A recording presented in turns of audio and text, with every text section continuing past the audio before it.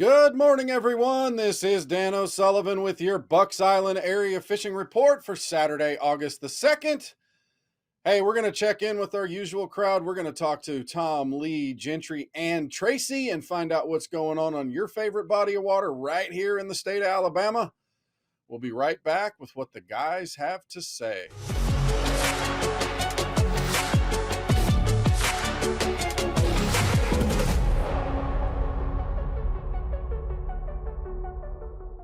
Hey, we're joined by our good friend Tom Mott. Going to talk a little bit of Guntersville in the heat. I know things are starting to cool off a little bit. Got a little cloud cover, some rain. Is it having an effect on the fishing? Are those fish still offshore on those ledges looking for big bites out there? Man, I'm telling you, the majority of what I'm seeing is definitely offshore. But with some of this cooler weather, what we are starting to see is a lot of that schooling activity. Wow. So my advice right now is just have you something that you could throw a long ways that's on top, or I like a deep diving crankbait as well. But when you start seeing those schooling fish, I mean, just get your bait out there in the middle of them. They might be some whites or some hybrids, but a lot of these fish are largemouth, and they're just eating anything that gets near them. So, I mean, you're catching 12-inch fish, and you get up to, you can get up into some larger fish. It just depends upon the school, but it's always a good time to, just have that ready. So when you're fishing and you see something blow up, go over there and start throwing at them, and it kind of breaks the monotony up a little bit. As far as the good bites go, that right now the football head jig is really catching the majority of my fish. It seems to be what's just, I don't know if it's the time of year for crawdads or exactly what it's what the bass are looking for, but they seem to really be on that. I haven't had to play around too much with the drop shot, but it has been helpful. And it's just some of your other, your big ledge bite baits, a big crankbait, those kind of things.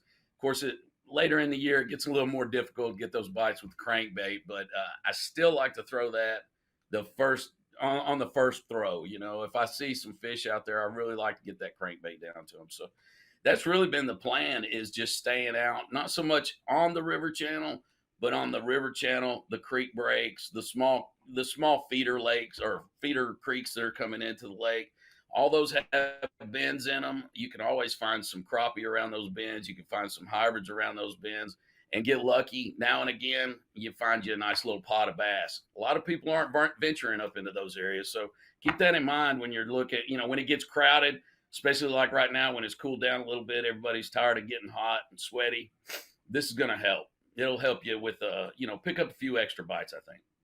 That sounds good. One of my favorite things to do, Grant Goldbeck taught me this years ago for schooling fish, is a spin bait 90, one of those little heavier spin baits, Uh to huh. throw it on just 10-pound line on a bait casting rod. It's heavy enough, but it goes right below the surface and you can just kind of slow roll it. You don't have to worry about missed bites. They just thump it.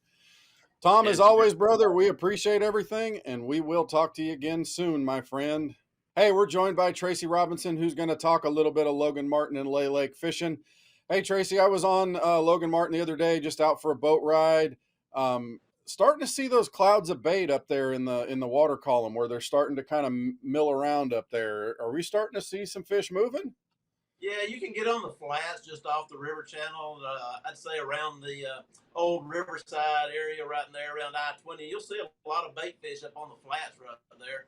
And it seems to be more a morning and afternoon thing when the bass really get up there and get to blowing them up a little bit. But you'll see some occasional topwater type action where you can throw spook or plastics, anything you want to throw out there when they start eating. It's not real hard to catch them, but there is some of that going on.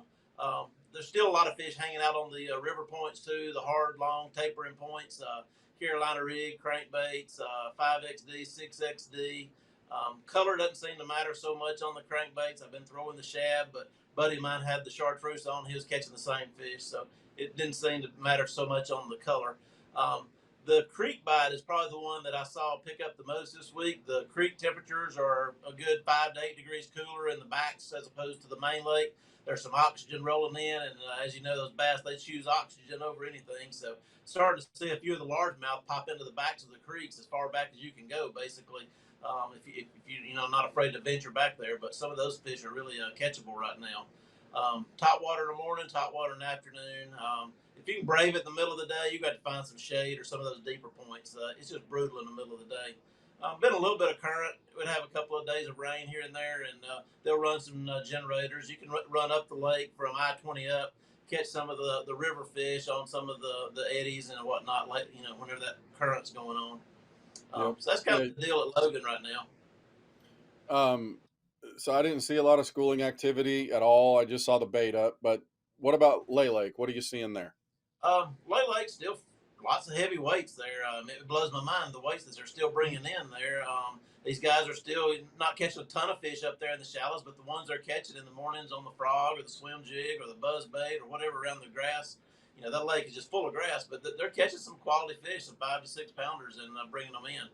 They're pairing that up with some of the big spots that they're catching out there scoping. Still, we talked about the bait fish at Logan. There's a lot of bait fish activity moving up at Lay too. It's not big schools of bass that we're seeing chasing them. You're seeing some isolated wolf packs, 1, 2, sometimes 3 or 4 bass. But when you see the bait fish and you pan over on the forward facing, you'll see a couple of those big blobs out there that are chasing them, and those fish are pretty catchable right now. So, a couple of different things going on down there between spots and largemouth. Those bluff walls, still getting topwater bites on that lower end down near the dam on the topwater bites on those bluff walls. So that's kind of the deal at Lay. Well, Tracy, as always, brother, we appreciate everything. We obviously appreciate your expertise and everything that you share with us. Thanks, brother. We'll talk to you again next week. Hey, we got Gentry Gordy going to join us. He's out there doing his thing, but he's been spending some time at Lake Martin and at Jordan Lake. So, Gentry, pick your poison. Where you want to go today? We'll start at Martin Dano. I've been a little busy, didn't get a chance to go to either one this week, actually. But a good friend of mine won a night tournament up at Martin and had 17 pounds. And I said, dude, yeah, I said, that's a sack of fish. But it was anchored by a 738, I think he said. So that goes a long way on Martin. That's a good one. But yeah, he said late in the afternoon they were able to get some bites on the buzz bait, some keeper fish. But it wasn't until it got dark, they started finding those deeper lights. He said that's where they've been having their bigger fish come, even the largemouth, on the deeper green lights. And doing different stuff, crankbaits, jigs, no certain bait, but just hitting enough of the lights to where, they could kind of weed through some of the small ones and get a bigger bite. But during the day, it's brutal hot. So, buzz bait, topwater plug first thing in the morning, go home, eat lunch for a while, and get back out there. But if you are going to fish during the day, make it deep, find the bait, shaky head, jig and spoon, stuff like that. Yeah, and then you're going to have bluegill and stuff like that around those docks late at night too, around the green lights. So you could even fish for those if you're not fishing for the bass. All right. Yeah. Jordan Lake, what's going on there? Is it still a river bite? Yeah, it's still going to be a river bite. I think you're still seeing some topwater action, the schooling action come up. And we see it this time later in the year. You can always keep a popper honest up shallow if the deep thing ain't your cup of tea. But it's few and far between. But the guys I've talked to said if you can get one to commit blow up on a popper or something like that, even during the day, it's a better fish. It's your deeper docks and a lot of your mid-range stuff. So you've got your ledge bite, your river bite, but then you've got your 10 to 15 foot range with a crankbait or a deep jerk bait still drawing some pretty decent bites. Gentry, as always, brother, we appreciate everything that you do, sharing all that information with us. That topwater bite's a ton of fun. And of course, sometimes you gotta go deep to get a few extra bites, but that topwater one's the one that gets you going.